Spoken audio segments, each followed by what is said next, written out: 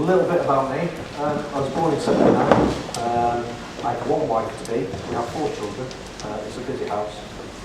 We've just recently acquired a dog. I'm a people carrier now.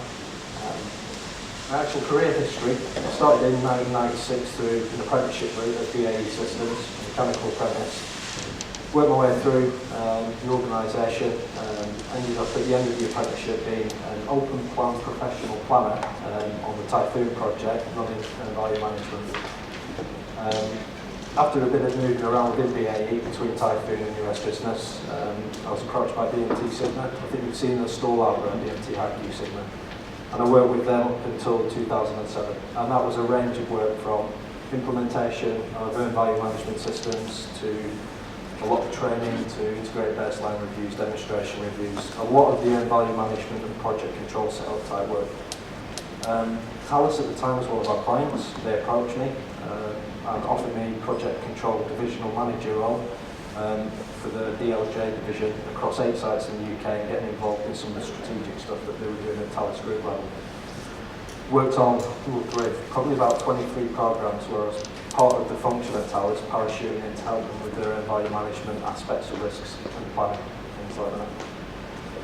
Moved to Eurocopter in 2009 and I recently left earlier this year to set up an EVM system and integrate their enterprise risk management system using Active Risk Manager. Move, why? It was a blank canvas. They had absolutely nothing in place. It was a real challenge. It was across Romania, France and the UK.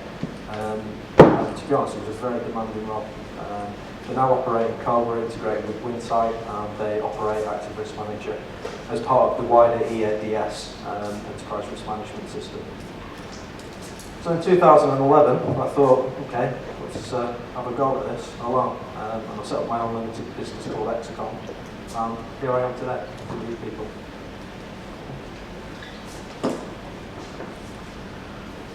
So a bit about what I'm going to run through today. Where did we come from? A bit of history about project management. Some lessons that I've seen along the way. Some good practice, because there is a lot of good practice out there. We don't necessarily use it all the time, but there's definitely good practice there. And some of the things that I've seen through either conferences, user groups, or my own personal experience of what could be installed for the future for project control.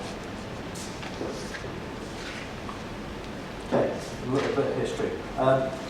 Project management has been around for hundreds of years in one form or another and been practiced since the early civilization. Until 1900, the majority of project management was done by extremely talented engineers, architects and civil engineers. You've got Vitruvius, 1st century BC, who worked alongside Julius Caesar. He developed things such as the ballista and Scorpio, which were weapons armaments that they actually used.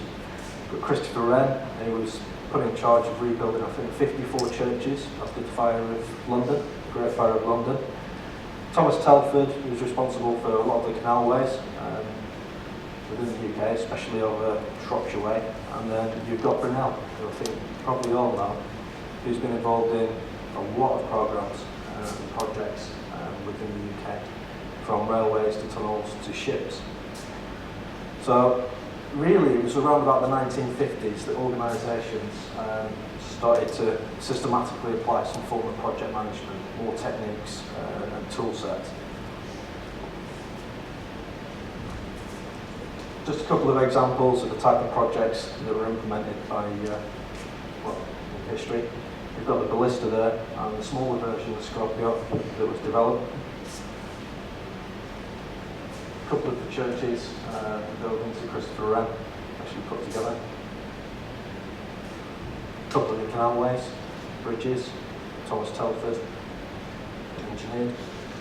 And then again Brunel, some of the bridges and the actual railways that he was involved in putting together.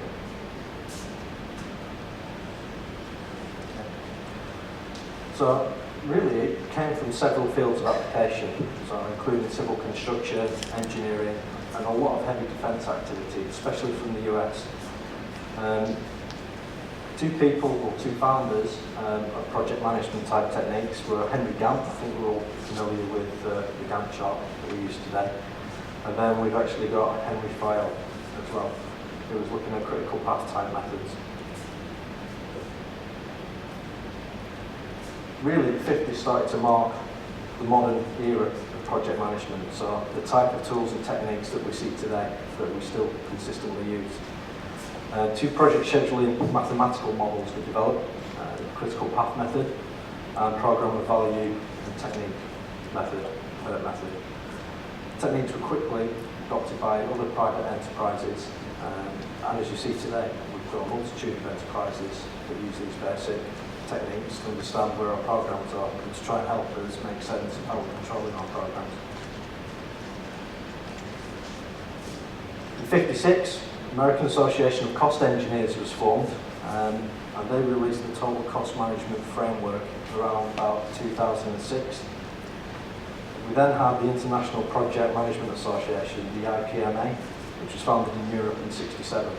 And that was a conglomerate, for want of better words, a multiple of associations all working together to look at best practices, common techniques, tool sets and methodologies of using project management